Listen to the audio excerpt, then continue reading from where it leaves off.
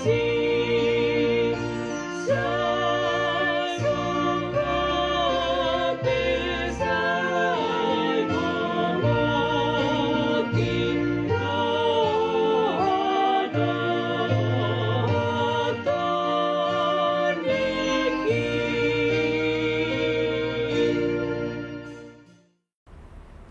karunia dan damai sejahtera dari Allah Bapa dan dari anaknya Tuhan Yesus Kristus menyertai kamu sekalian.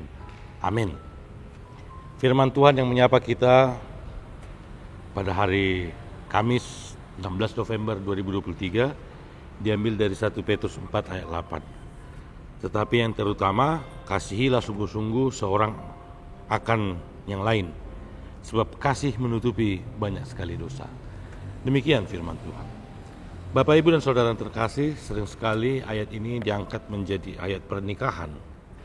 Karena ketika membangun sebuah rumah tangga, pernikahan, maka harus dilandasi oleh kasih.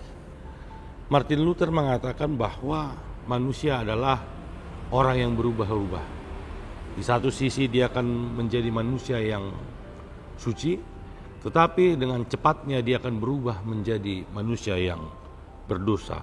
Artinya manusia sulit sekali untuk menjadikan dirinya menetap. Karena itu dikatakan tidak ada manusia yang sempurna. Manusia selalu memiliki kekurangan.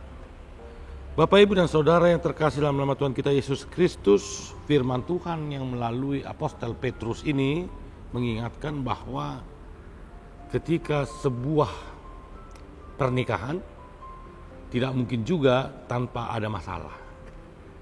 Tetapi dengan sebuah adanya kasih, maka dia akan dapat menyelamatkan pernikahan tersebut. Petrus ingin mengatakan bahwa ketika mengasihi sungguh-sungguh, maka tidak hanya untuk menutupi kekurangan, tetapi dia dapat menutupi banyak sekali dosa.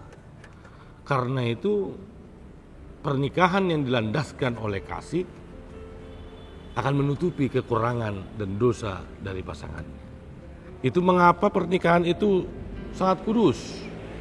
Karena bukan hanya untuk menjadikan sebuah rumah tangga yang baru, tetapi pernikahan juga dapat menutupi kekurangan.